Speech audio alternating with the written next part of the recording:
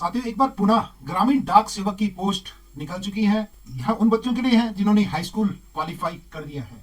तो यह ऐसी पोस्ट है जिसमें बिना पेपर के आप जॉब लग सकते हैं।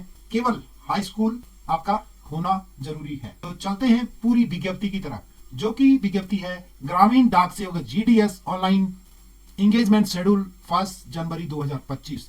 कुछ महीनों पहले यह पोस्ट निकली थी, ज्वाइनिंग भी हो चुकी है। कई इस ज्वाइनिंग में बाहर भी हुए हैं क्योंकि फर्जी दस्तावेज लगाए गए थे। तो कृपया फर्जी दस्तावेज न लगाएं।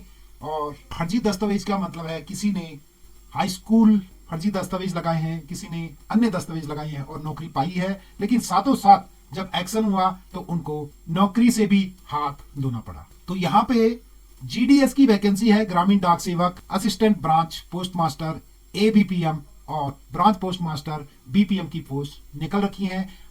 केवल हाई स्कूल पास अभ्यर्थी इस पे अप्लाई कर सकता है। तो ये फॉर्म 10 फरवरी 2025 से निकल चुके हैं, अप्लाई होना शुरू हो चुका है, जो कि 3 मार्च 2025 तक पूरा आपके पास काफी समय है। क्या क्या डॉक्यूमेंट चाहिए इसके लिए, ये सारी जानकारी आपको इसी वीडियो के माध्यम से बताई जाएगी। तब तक आप जो भी चैनल में नहीं आए हैं, आप चैनल को सब्सक्राइब कर सकते हैं ताकि आपके पास रिक्रूटमेंट की इंफॉर्मेशन पहुंचे। यदि आप किसी भी फॉर्म के लिए एलिजिबल है तो आप फॉर्म को अप्लाई कर सकते हैं। तो इसमें यदि आपके पास करेक्शन की डेट भी है, किसी कारण आपका फॉर्म गलत भर चुका है, कोई एंट्री गलत हो चुकी है, तो 6 मार्च 2025 से 8 मार्च 2025 तक आप उस फॉर्म को करेक्शन कर सकते हैं। तो ऐसी नौबत ना आए, आप फॉर्म भरने से पहले भली भांति फॉर्म का प्रीव्यू चेक कर ले, उसी के बाद आप अप्लाई करें। उसके लिए आपके पास मेल आईडी आपकी अपनी पर्सनल होनी चाहिए, मोबाइल नंबर आपका पर्सनल होना चाहिए ताकि नोटिफिकेशन आप चेक करते रहें। इसमें मोबाइल नंबर में ओटीपी आएगा फॉर्म भरते समय और मेल पे ओटीपी आएगा। तो सैलरी की बात करें तो बीपीएम के लिए 12,000 से लेके 29,380 ये आपका बेसिक पे रहेगा। बाकी आपका जो सेंट्रल गाइडलाइन के अनुसार, पोस्ट ऑफिस गाइडलाइन के अनुसार रहेगा, डीए उसके आधार पे लगेगा। तो कम से कम बीपीएम 25 और 30,000 से स्टार्टिंग करेगा। इसी के साथ आपका एबीपीएम और डाक सेवक 10,000 से लेके 24,470 तक रहेगा। इसमें आपका बेसिक पे है, इसमें आपका डीए इंक्लूडेड नहीं है। तो इंक्लूडेड डीए के साथ लगभग 25,000 से आपका पे स्केल रहने वाला है। यहाँ पे उम्र की बात करें तो 18 साल मिनिमम आपकी उम्र होनी चाहिए और मैक्सिमम 40 साल तक आप इस फॉर्म को अप्लाई कर सकते हैं। आपके लिए एज रिलैक्शन भी है। शेड्यूल कास्ट जो एससी और एसटी के कैंडिडेट हैं उनके लिए 5 साल की छूट दे रखी है। ओबीसी के लिए 3 साल की छूट दे रखी है।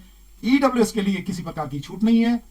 इसी प्रकार पर्सन विद डिसेबिलिटी है 10 साल की छूट, और पर्सनल विद डिसेबिलिटी प्लस जो ओबीसी है उनकी 13 साल और डिसेबिलिटी प्लस एससी एसटी के लिए 15 साल की छूट दे रखी है। उम्र में 40 साल से ऊपर हो चुके हैं।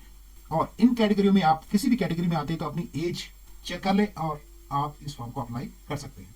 क्वालिफिकेशन आपका केवल 10th standard with passing marks. इसमें आपका मेन जो सब्जेक्ट है गणित और इंग्लिश आपका कंपलसरी रहेगा, वही इस फॉर्म को अप्लाई कर सकता है। केवल 10वीं पास, मेरिट बेस में यहाँ पोस्ट निकलती है, किसी प्रकार का पेपर नहीं है। इसके लिए केवल आपको कंप्यूटर नॉलेज और साइकिलिंग इतना प्लेन्स में साइकिलिंग चाहिए और कंप्यूटर तो आपका कंपलसरी नॉलेज होना चाहिए।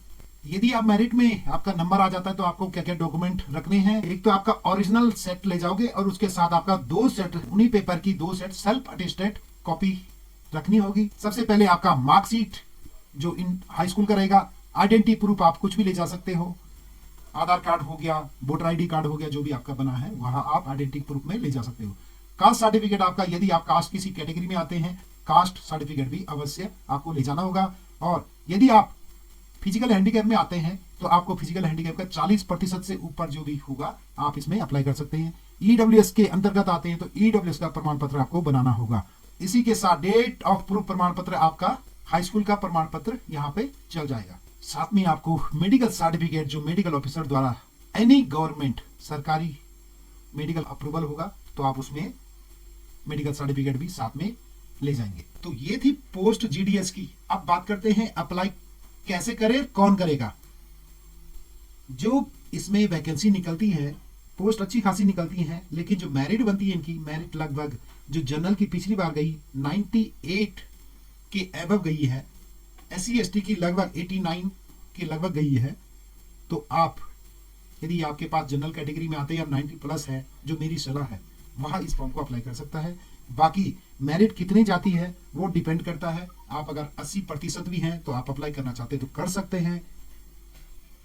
हो सकता है मेरिट डाउन आ जाए तो आपका सिलेक्शन हो सकता है, लेकिन पिछली बार 98 जनरल की गई थी, 97 98, तो इसी के अनुसार आप इस फॉर्म को अप्लाई करेंगे। इसमें कोई पेपर नहीं है, केवल मेरिट बनेगा, मेरिट में आपका सिलेक्शन हो जाएगा। हमारे समय में फर्स्ट डिवीजन लाना भी काफी खुशी की बात होती थी और फर्स्ट डिवीजन होती थी 60% में।